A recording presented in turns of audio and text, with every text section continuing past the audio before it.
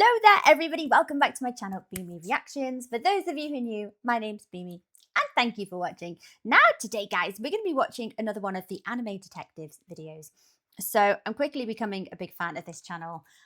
This will be the third episode, the third video I think I've seen up to now. So today's video, I'm going to have a bit of an introduction into an anime that I've never heard of before, which is unsurprising because I'm very, very new to anime. There is a great deal.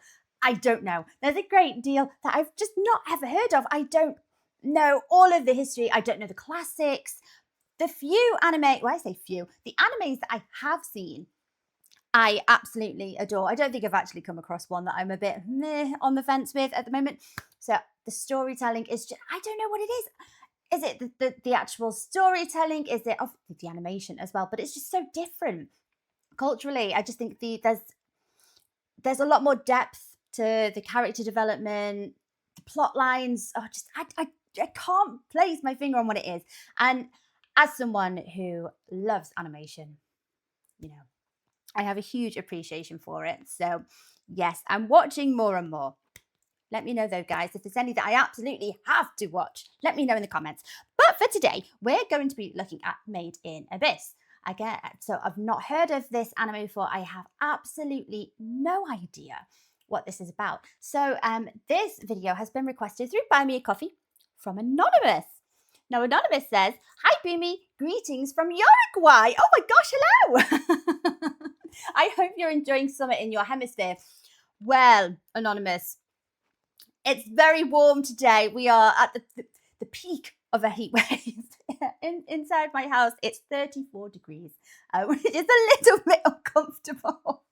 But, you know, British problems. We love to complain about the weather, and no matter what the weather is. So I love your reactions to various topics. Thank you. Always delivered with your fresh and sparkling attitude. Oh, Anonymous, thank you so much. You're so sweet. Today, I wanted to recommend another analysis from the brilliant channel, yes, the Anime Detective, absolutely, about a show called Made in Abyss. That starts as a fun children's adventure and gradually becomes one of the darkest anime you can find, really. And yet, it's a story worth watching. Do you know, Anonymous, I'm quite drawn to the darker stories. I very much like them. I love hearing topics and stories that you don't necessarily hear of all the time. There's something different about them. And again, like I say, you know, the character development is really important for me. Anyway, I digress. So yes, okay, this is entirely new for me. So let's get an introduction here and see what this anime is all about. And guys, if you are enjoying these reactions, please consider liking and subscribing. I don't know why that, it's the braces, I'm stuttering over words. Please consider liking and subscribing. And thank you so much in advance, my lovelies. If you're interested, I have a Buy Me a Coffee account. That link is over here. And now let's crack on with the video, guys. Child detected. Made in Abyss is competitive child abuse, where orphans scramble down the world's largest septic in hopes of finally earning their parents' love. Why isn't it possible? It's just not. Set in Chernobyl Island Edition, the city of... Is it actually set in Chernobyl? Island Edition. Okay, right from the get-go, this sounds dark. Very premise is dark. They're competing for their parents' affection. Orth is populated by the clinically insane cave raiders, who define a good time as bleeding from their eyes after taking the stairs, and consider being bored as part and parcel of daily life. In short, life is cheap, rope is cheaper, and everyone wants to know the same thing. What's in the goddamn hole? The masculine urge to jump into the pit of indeterminate depth be like. Populated by the primal horror of e-girls, Discord mods, and some weird bunny dog. Ma, there's a weird fucking straight cat outside! The dangers of the abyss boast an impressive KD ratio. Okay, so completely fictional island. Yes, yeah. That is akin to Chernobyl, maybe. And there is a huge cave system. No one really knows what's down there except for some very odd looking, what would you even call them? Okay, that's my takeaway so far. If being turned into paste or straight up eaten isn't your vibe, perhaps you'd prefer becoming a paralyzed breeding host to a colony of friendly insects. Don't worry, breakfast in bed comes standard. Beg your pardon? Um,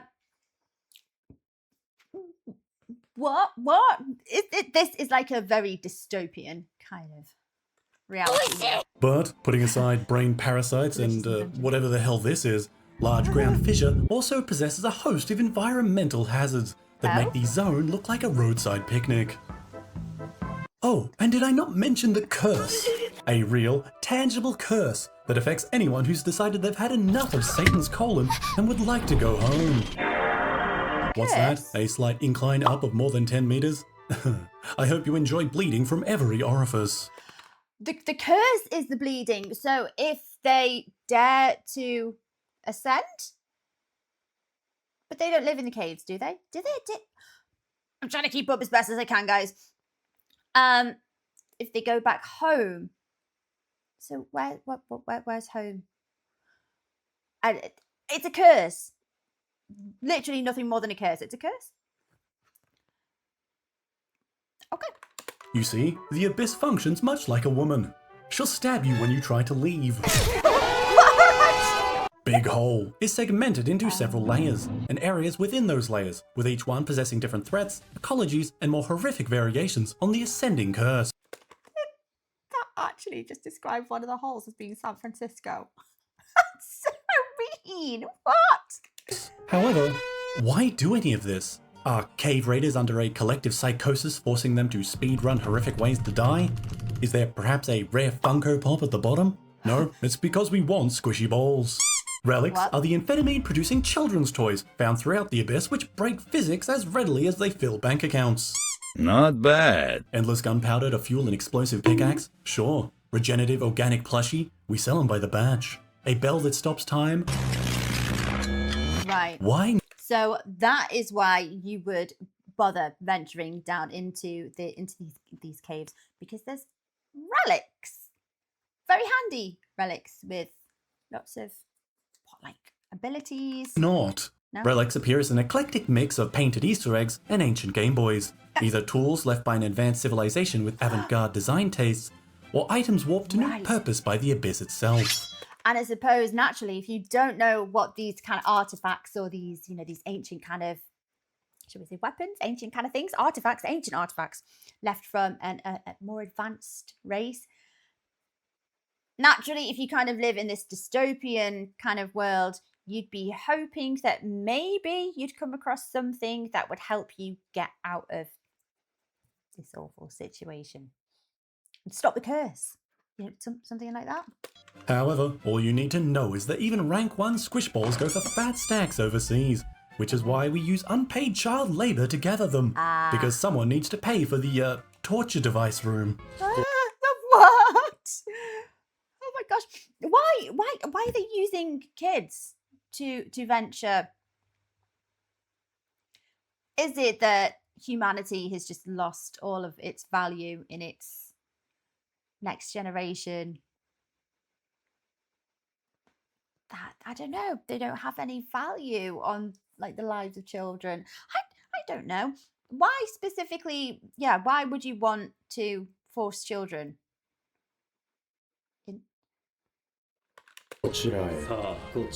Trust me, the kids love it. Speaking of torture, in No! this ANCAP paradise of zero child labor laws, we follow Rico, the abyss equivalent of a K-pop stan, and Reg, a rejected Astro Boy design with poor self-confidence. For separate but complementary reasons, literal child and literal child robot decide that hanging out at the safe level of 300 meters is not bussin' enough, and They're adorable. escape on a whimsical adventure to reach the bottom of the mythical abyss. Okay. So join me as we follow them down Inverted Spooky Mountain, meeting the I think I've got the gist of it. Okay. Actually, based on that, I might have got it completely wrong. I think I've got the gist. They seem adorable. Yes, anonymous. Okay, so I see what you're talking about. It does seem quite, whimsical, childlike, innocent adventure, with the exception of the child labour and the torture room. With the exception of that, it does seem quite an optimistic, open, hopeful kind of adventure. You know, I'm thinking Pokemon, you know, early Hunter x Hunter. It's all optimistic. It seems very childlike, despite those a few things. But it's going to get darker, yeah? Wondrous tenants within, like Big MILF, Spiky Doggo, Chocolate Doggo, Fluffy Collaborator, and Welcoming Man of Science. Oh yeah. Truly a story of friendship overcoming all. Dragged free from the deranged mind of Akihito Tsukushi, a man whose closet and basement will stay sealed forever, Made in Abyss began serialization in 2012, receiving an anime adaptation in 2017, which upon watching, I was instantly hooked. I don't know why. I assumed that this anime would be a little bit older. I don't know why. No particular reason. By 7-foot-tall Ozen, that is. Please marry me. Thank you. By aligning with the Rothschilds for a small price of some minor subliminal messaging, every frame in Made in Abyss is rendered in extreme detail and scope. Each scene is a desktop background in waiting, the love and care put into the unique creatures and forms of the Abyss, mirrored only by the anime's willingness to disturb and unnerve. While other anime might play at highly detailed fight scenes or put the focus onto horny posting, Made in Abyss asks itself a totally different question. What is the face a 12-year-old makes when she's being delimbed? Pain and suffering. No.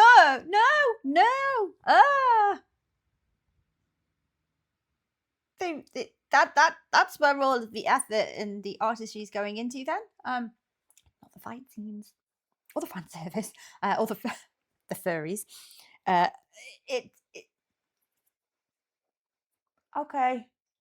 Yeah, this is going to get pretty dark pretty quick, I think. Is drawn in such a focus to the point of being a fetish. I'm hungry. A strong stomach is almost a requirement, with visuals ranging from merely gross to reenactments of I have no mouth but I must scream. The sheer creativity will get a nod of respect in Komura. Or at the very least, have all parties involved investigated by the local police. So I'm getting the impression that this anime purposefully wants to make you feel very uncomfortable.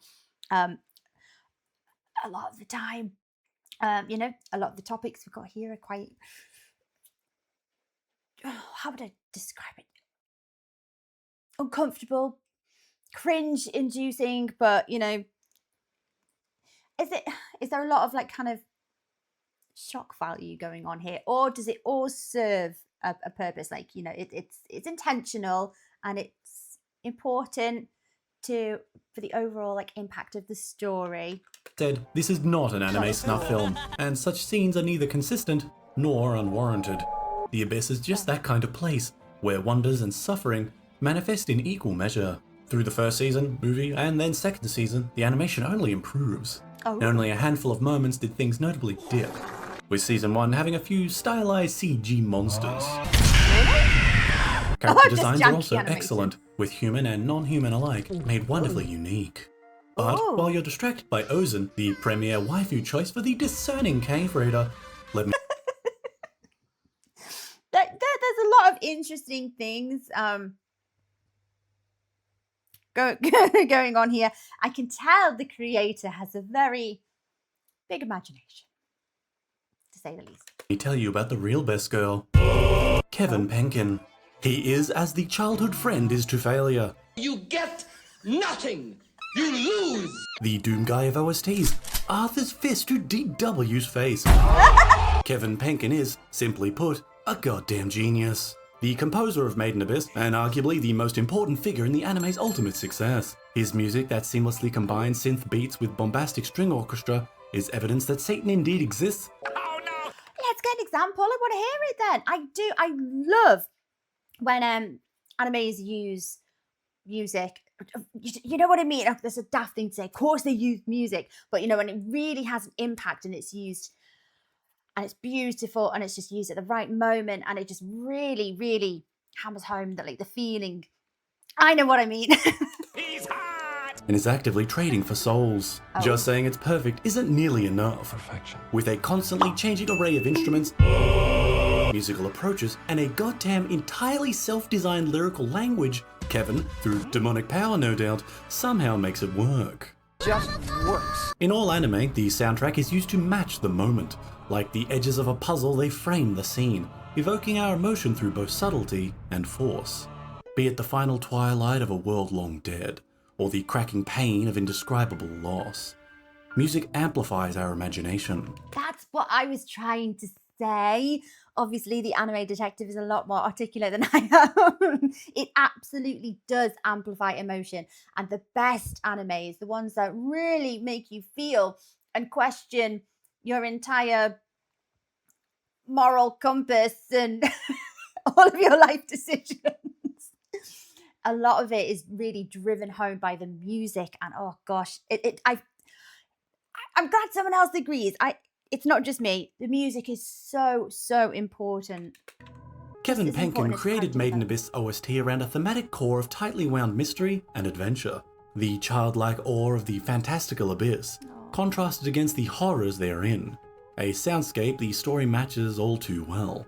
Behind her teasing smile and confidence, Nanachi carries a guilt that crushes her beneath its impossible weight.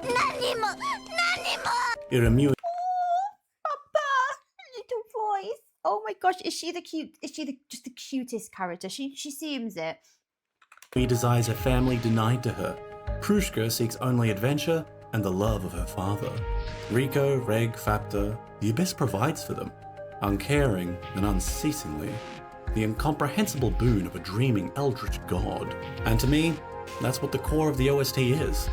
Blessings and curses made manifest.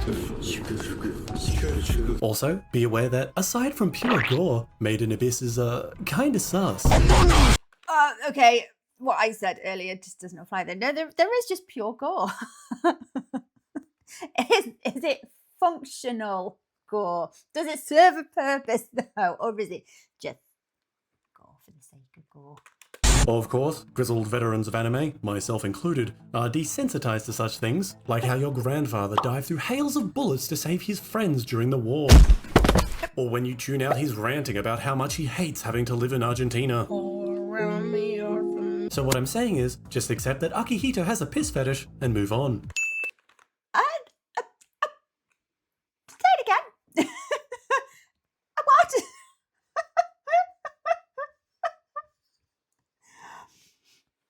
Okay. Just quickly give this a quick little read. Do not give. All right. Okay. Is there? I probably don't want to know the answer to that. Is there a name for that bizarre fetish? I don't understand the appeal personally. Just is it given a name? Don't say golden shower. That's not what I'm asking. I mean the scientific name. The Abyss exists in a not Earth setting, where the invention of soap was greatly delayed. In many respects, the world outside the Abyss seems to be fantastical in its own right, with towering iron-plated cities set in snowy wastes. But ultimately, our focus is on the Abyss itself, and the culture surrounding it, one which has resulted in a class-based system. It looks like the world building element of this anime is absolutely fantastic. You naturally think, oh, you know, they haven't got an awful lot of, you know, world building to go with and to do much with here, but no, it looks gorgeous. Looks amazing. Or whistle ranking: bell, red, blue, purple, black, and white, in order of increasing moral ambiguity. See, much like your mother, the Abyss has been continuously penetrated for over 100 years. don't! What started as a collection of treasure seekers and the dispossessed eventually developed its own culture, nation state, and quasi-religious beliefs. Similar to the mythical continent of Australia, except it's real. The whistle colour hierarchy also indicates how deep a person is actually allowed to go, indicating the state will deny my right to challenge an orb weaver to a fistfight. Literally 1984. White whistles, however, are a bunch of insane people, armed with the fantasy world equivalent of shoulder-mounted Davy Crockett's. Tactical nuke! Individuals who have become a white whistle, a promotion which the state has no actual impact on, are free from depth limits. Probably because nobody can actually stop them. Their Oh, these are like the elite, the untouchables, answerable to nobody. status is such that a tiny island nation is considered a major military threat by other countries, and thus have their abilities and armed relics covered by a thick layer of state secrecy. That's classified. Public heroes of Orth, the White Whistles are the crystallization of the madness that grips cave divers. Those who give everything of themselves to uncover the secrets below. But let's talk a bit more about characters. Often, anime writers make their villains paper-thin cutouts designed purely to stroke the ego of their equally paper-thin hero. I really hate that man. A habit Korean manhwa authors seem entirely unable to break. Oh no, it is the arrogant A-ranker from the famous Animal Name Guild. Here to lose to the hero in one scene. How original. Made in Abyss entirely bucks this trend. Bone or the White Whistle, the Sovereign of Dawn, is perhaps the most well-written antagonist ever conceived. Yeah, minasan. His unnerving charisma and complexity makes his every scene enthralling. He is also utterly terrifying. Why is he terrified? Oh, maybe this is gonna. Is that his eye? What makes this villain so much more complex? What makes him well written? What makes him particularly terrifying? Is that fair But to also say? tireless, driven, diligent. Bone Druid is the distilled form of human will, progress at any cost. Yet, even so, genuine love is not beyond him, despite what we'd like to believe. And that's what makes Made in Abyss so special, how, ironically, human it can feel. I love the villains that blur the lines between, we when we think of a protagonist, we want them to desperately be the stereotypical bad guy, don't we? And it's very conflicting to see anything else. Like we generally don't particularly like to think of the villain as feeling compassionate at times. It's very conflicting. And I really, really like stories that have these villains, that are written into the story like this. Because it's as with life, isn't it? Not everyone is always good. Not everyone is always bad. There's areas of grey. People are sometimes bad and then they're sometimes good. And yeah, I like that. I like that kind of complicated. You're not really sure how to feel about the villain and it makes you question why you think they're bad or why they're bad. Or I love it. Good writing. So, let's answer the final question. Is it worth it? Yeah, obviously. But not as a first stop. Made in Abyss sits uncomfortably close to Boku no Pico in the world's worst choice for a first anime. Really? Oh no! Well, it wouldn't be my first anime, so I think I can watch it. It's fine. Why wouldn't it be a good first choice? Even beyond the darker story elements, the gore and the fetish buffet that Akihito serves up requires a thoroughly built immune system. Furthermore, being as You have to be relatively desensitized to not be shocked, put off, or annoyed by some of the things in it, like the wee fetish. Okay, so it requires a degree of desensitizing. objective as I can pretend to be, there are some minor pacing issues, with a handful of scenes feeling a bit rushed. I also personally worry about the show's ultimate ending, as the I think I can get a little bit annoyed with pacing, but ultimately it doesn't put me off watching anything. Like I say, I don't even think I'm halfway through One Piece at the moment, but the pacing at times can be slow.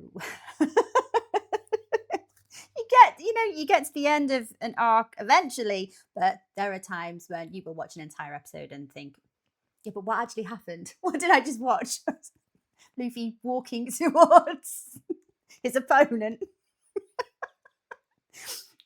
I'm not put off by it, but do you need desensitizing to pacing? I think if it goes too fast, the pacing, I suppose it could feel rushed, couldn't it? Is that a fair thing to say about Made in Abyss? Some scenes feel rushed. manga is unfinished, And a hard faceplant at the reveal of the Abyss's final secret is all too possible. But ultimately, to those that can stand the ever-escalating darkness, it's worth your time. There are some stories that resonate with you, things which stick well after the credits have stopped, and those around you have moved on. I like that though. Anime is filled with these tales, the ones which linger in the back of the mind. Made in Abyss will not end happily. It won't have a scene of heroic victory or conquering love, but of bitterness and melancholy. But that is no reason to stop an adventure. Cruel, unfathomably dark, and lined with only the smallest pinpricks of muddy light. That is what awaits at the bottom of the abyss, an end those who seek it don't necessarily deserve, but will receive equally. Prushka, Miti, Veko. They are paths of the abyss's story more than any other. A warm darkness, blessings layered by thicker curses. Because you see, Made in Abyss understands that the end of a journey is not everything. While the inevitable awaits, the steps we take towards it are our own, as are the moments of happiness amidst the overwhelming, yet wondrous terror. And almost forgotten or not, overshadowed by suffering or pain, of a life defined by abject debasement, it reminds us that those are the moments that matter most. And however few, however small they may be, we should hold them tight in the darkest of places. Oh, he's got chills. Oh. Am I going to cry? You know me by now, guys. I am a crier. Should I just be prepared for it? アビスへようこそ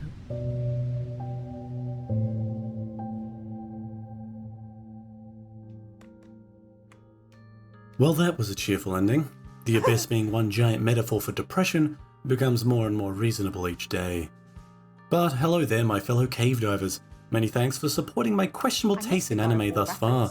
It's a humbling thing to have so many people subscribe to what is essentially an unhinged rant channel, and I truly appreciate you giving me a chance. Speaking of that chance, after being utterly lost as to what to do, I finally added a reward for my Patreon supporters.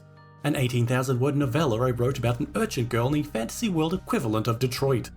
Do you know, I don't know why I watch these references as they go through, and there's that many that I haven't actually noticed because I'm desperately trying to keep up with the plot line. I can now confidently say I'm putting in the effort. Putting shilling aside, now to the comments on the Saya no Uta video. It is the only VN that I have consistently thought about for a decade. Yeah, Saya has a special kind of staying power. I bet I'll still be thinking about sentient meat in the next decade too. I see Signalis used in your vids quite a lot. Please do tell me you plan on reviewing it sometime later. I neither confirm nor deny anything. But I won't deny my obsession with the game. It's a special kind of story that I can't help but think about. Rose Engine made something very special. That Peter Griffin picture is far more disturbing than anything the novel itself has to offer. Peter Griffin Saya is truly my greatest conceived monstrosity. I fear only what my imagination will offer next. Though seriously, the artist I commissioned did an awesome job. Yes. Now, as I have been informed, anime is apparently cringe. Look forward to my new upcoming content of Marvel AMVs featuring Rich Evans. Right, I've got questions. The manga, Anime Detective said, the manga isn't finished. Is it in the works? Are they intending to finish it? I don't like an unfinished story. Waiting for Game of Thrones book 6 is actually slowly killing me. I don't like unfinished stories. So, yeah, are we gonna? Is the author doing a bit of a George R.R. Martin, or does he intend to finish the manga? One question. One of the things that Anime Detective said later on in the video, just before the end here, was that it's going to be depressing. At the end, there's no happy ending, and but the sentence that really stuck with me is that a lot of the characters, or a few of the characters rather, will have an ending that they don't deserve. And there's something so unsatisfying about that, isn't it? When you have like a loathsome character, and there's always got to be one that you absolutely detest. and watching them not get karma, not get their just rewards. I don't like that. That's a really unsatisfying feeling, and it never leaves, you know. I'd like to think at least Game of Thrones gave us that, you know. But yeah, it looks really, really interesting. It strikes me as the Promised Neverland kind of in the beginning. No, is it absolutely nothing like that? I've only got a handful of animes to compare it to. But it looks very, very interesting. I'd really like to start watching this. How many seasons? I don't think Anime Detective said in that video. How many seasons are there? Or if the manga's unfinished, is it ongoing? Can I look forward to more seasons that might be coming out in years' time? Let me know. I have so many questions every video. Thank you for taking the time to answer all of them, as you do, my lovelies. Thank you so much. And Anonymous, thank you for requesting this video. That was awesome. Another anime, which I think, it's not technically my first, while I don't think I'm quite desensitized enough. I think I can get away with watching it. I think that's fine. I'd like to start watching it anyway. So thank you very much for requesting this. Guys, I hope you enjoyed watching along with me. Take care of yourselves, and I will see you next time. Bye-bye.